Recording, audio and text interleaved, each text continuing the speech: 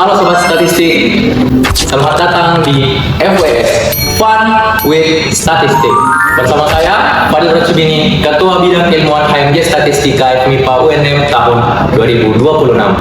Pada pertemuan kali ini, kita akan membahas materi yang sangat menarik. Apa itu? Proses stokastik.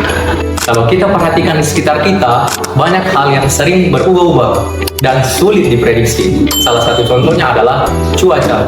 Kadang pagi cerah, tiba-tiba siangnya hujan, tiba-tiba sorenya mendung. Nah, salah satu hal seperti ini sangat sulit diprediksi, tapi menariknya kita bisa memperkirakan kemungkinan apa yang akan terjadi selanjutnya. Nah, pola perubahan seperti itu disebut sebagai proses stokastik. Apa sih itu proses stokastik? Nah, proses stokastik adalah model matematika yang berbasis probabilitas yang digunakan untuk menggambarkan perubahan bersifat acak dari waktu ke waktu. Bentuk proses stokastik dapat ditulis yaitu X indeks T, di mana T adalah semua bagian dari T. Nah, sebelum kita melangkah lebih jauh terkait proses stokastik, teman-teman statistik harus pahami dulu dasar dari proses stokastik, yaitu probabilitas atau peluang. Nah, di peluang ini kita akan mempelajari kemungkinan-kemungkinan apa saja yang terjadi. Nah, apa saja yang dipelajari di peluang? Yang pertama itu adalah ruang sampel, ruang kejadian, percobaan acak, dan yang terakhir adalah peluang. Yang pertama, percobaan acak. Percobaan acak adalah percobaan yang dilakukan di mana kita tidak tahu hasil akhirnya sebelum kita melakukan percobaan tersebut. Salah satu contohnya adalah pelemparan dadu sebanyak 2 kali. Nah, sebelum kita melempar dadu, kita tidak tahu hasil yang akan keluar itu angka berapa. Nah, dapat disimpulkan bahwa pelemparan dadu bersifat percobaan acak. Yang kedua, ruang sampel. Nah, berdasarkan percobaan acak sebelumnya, tentu banyak kemungkinan hasil yang dapat keluar. Nah, dengan mengambil contoh sebelumnya, yaitu pelemparan dadu, di mana kemungkinan hasil yang muncul pada pelemparan dadu adalah 1, 2, 3, 4, 5, dan 6. Nah, kemungkinan hasil itu disebut ruang sampel dan dapat ditulis sebagai S sama dengan 1, 2, 3, 4, 5, dan 6. Namun, pada contoh sebelumnya, kita melakukan pelemparan dadu sebanyak 2 kali, maka kemungkinan hasil yang keluar yaitu berpasangan. Artinya apa? 1 dengan 1, 1 dengan 2, 1 dengan 3, sampai dengan 6 dengan 6. Sehingga ruang sampel yang muncul sebanyak 36 buah. Yang ketiga, ruang kejadian. Nah, dari kemungkinan hasil pada ruang sampel, kita biasanya tertarik ingin mengambil hasil tertentu saja. Nah, hasil yang kita tarik itu disebut sebagai ruang kejadian. Salah satu contohnya itu seperti tadi, pelemparan dadu sebanyak 2 kali. Namun kita ingin tahu berapa peluang yang muncul jika angka ganjil yang muncul. Nah, di mana kita tahu terdapat 3 angka ganjil pada dadu, yaitu 1, 3, dan 5. Dan ingat, kita melakukan pelemparan dadu sebanyak 2 kali. Sehingga ruang kejadiannya dapat ditulis sebagai A sama dengan 1,1, 1,3, 1,5, dan seterusnya sampai dengan 5,5. Yang keempat, peluang. Nah, setelah kita mempelajari ruang sampel dan ruang kejadian, kita dapat mudah menentukan peluang. Apa itu peluang?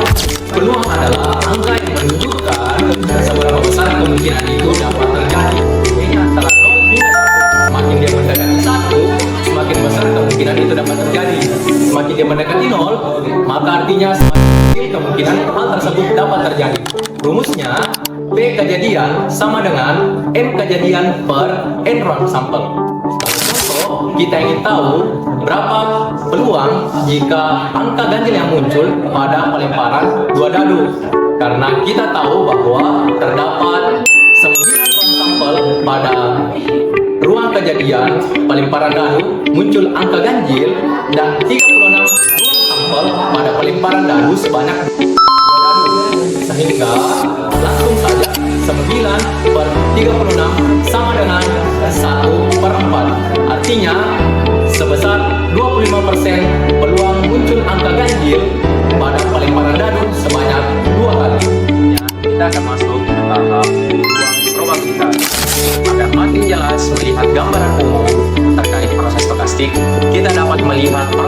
stokastik berdasarkan klasifikasinya. Proses stokastik secara umum diklasifikasikan berdasarkan dua hal. Pertama, proses stokastik berdasarkan waktu, dan yang kedua, proses stokastik berdasarkan ruang keadaan atau state space. Pertama, kita akan membahas proses stokastik berdasarkan waktu. Berdasarkan waktu, proses stokastik dibedakan atas dua. Pertama, proses stokastik berdasarkan waktu diskrit, dan yang kedua, proses stokastik berdasarkan waktu kontinu. Pertama, kita akan membahas proses stokastik berdasarkan waktu diskrit. Proses stokastik berdasarkan waktu diskrit adalah proses pengamatan yang dilakukan pada waktu-waktu tertentu secara terpisah. N sama dengan 0, 1, 2, 3, dan seterusnya. Keadaan sistem pada waktu ke N disimbolkan sebagai X indeks N. Kumpulan keadaan yang diperoleh dari waktu-waktu tertentu tersebut disimbolkan atau dinotasikan sebagai X indeks N, di mana N lebih besar sama dengan 0. N lebih besar sama dengan 0 artinya kita melakukan pengamatan mulai dari waktu ke 0, 1, 2, 3, dan seterusnya.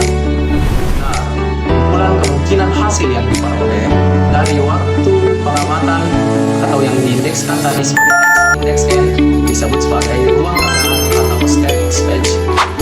Contoh proses stokastik waktu diskrit. Misalkan, Fadil menabung pada hari Senin sebesar Rp1.000, hari Selasa Rp2.000, hari Rabu Rp3.000, dan seterusnya. Nah, jika kita ingin menyimpulkan atau membentuk proses stokastik waktu diskrit berdasarkan contoh tersebut, maka kita dapat membentuk X indeks 0 sama dengan uang yang ditabung Fadil pada hari Senin, dan X indeks 1 adalah uang yang ditabung Fadil pada hari Selasa, dan seterusnya. Nah, mengapa ini disebut sebagai proses stokastik waktu diskrit? Karena kita melakukan pengamatan pada waktu-waktu tertentu, yaitu pada hari ke-0, hari ke-1, hari ke-2, dan hal tersebut merupakan proses stokastik waktu diskrit. Selanjutnya, selain itu, dikatakan proses stokastik waktu diskrit karena uang yang ditabung atau nilai yang dihasilkan itu berubah-ubah atau tidak tetap, sehingga dapat disebut sebagai kegiatan acak. Dapat disimpulkan bahwa contoh tersebut merupakan proses stokastik waktu diskrit. Yang kedua, proses stokastik berdasarkan waktu kontinu. Proses stokastik berdasarkan waktu kontinu adalah proses pengamatan yang dilakukan pada suatu sistem atau waktu yang bersifat acak dan dapat diamati setiap saat, dimulai dari waktu lebih besar sama dengan 0. Artinya, kita dapat melakukan pengamatan tidak terbatas oleh waktu-waktu tertentu saja. Nah, jika X indeks T dinyatakan sebagai sebuah keadaan yang diamati pada waktu ke T, maka setiap waktu memiliki keadaannya masing-masing. Nah, kumpulan keadaan yang diamati pada waktu-waktu tersebut disebut atau disimbolkan sebagai X indeks T, di mana T lebih besar sama dengan 0.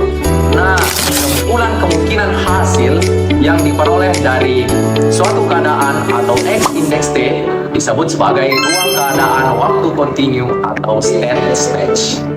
Nah, jika sebelumnya kita membahas proses stokastik berdasarkan waktu, sekarang kita akan membahas proses stokastik berdasarkan ruang keadaan atau steady space. Sebelum itu kita harus pahami dulu apa itu ruang keadaan atau steady space. Nah, ruang keadaan atau steady space adalah himpunan nilai atau kumpulan nilai yang diperoleh dari variabel acak dari setiap waktu.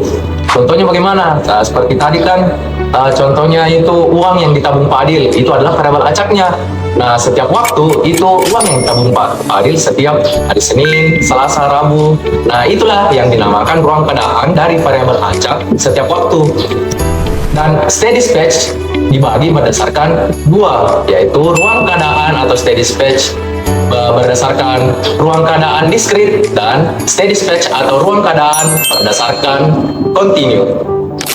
Pertama, yaitu ruang keadaan diskrit. Ruang keadaan diskrit adalah ruang keadaan yang dimana elemennya memiliki nilai-nilai yang dapat dihitung secara terpisah atau tercacat.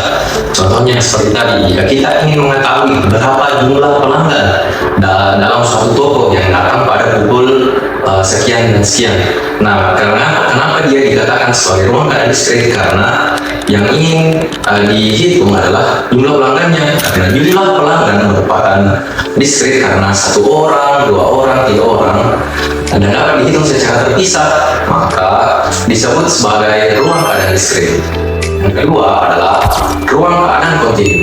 Ruang keadaan kontinu adalah ruang keadaan yang dimana elemennya memiliki nilai-nilai atau semua bilangan yang berada di dalam interval tertentu. Nah, atau dapat dikatakan bahwa nilainya terdapat pada rentang yang berbentuk atau bersifat berkesinambungan. Contohnya, jika kita ingin mengetahui berapa suhu udara di suatu toko, nah karena pada suatu toko atau suhu udara itu merupakan sesuatu yang diukur dan berada pada rentang atau interval tertentu seperti 25,3 Celcius, 27,4 Celcius, nah maka dikatakan sebagai ruang keadaan kontinu. Jadi, berdasarkan pembahasan kita hari ini, kita dapat menyimpulkan bahwa proses stokastik adalah proses di mana kita memodelkan suatu sistem di mana waktunya berubah-ubah dari waktu ke waktu. Nah, mulai dari kita mempelajari dasar-dasar dari probabilitas seperti percobaan acak, sampel, keadaan, hingga peluang.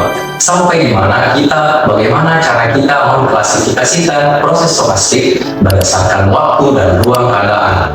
Dan jika kita mengingat kembali contoh-contoh yang dipaparkan, mulai dari perubahan cuaca, pelimpahan dadu, kemungkinan jumlah pelanggan yang datang pada suatu toko, nah kita dapat menarik garis besar bahwa kita dapat melihat bahwa sesuatu yang tidak pasti kita dapat mengukurnya menggunakan pendekatan statistika.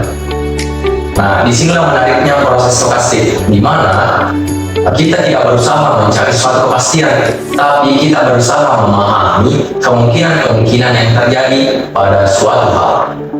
Kata, terima kasih kepada teman-teman yang sudah menyaksikan video ini dari awal hingga akhir, dan sampai jumpa di episode-episode FWS yang akan datang. Fun with statistik, belajar statistika jadi lebih seru. See you.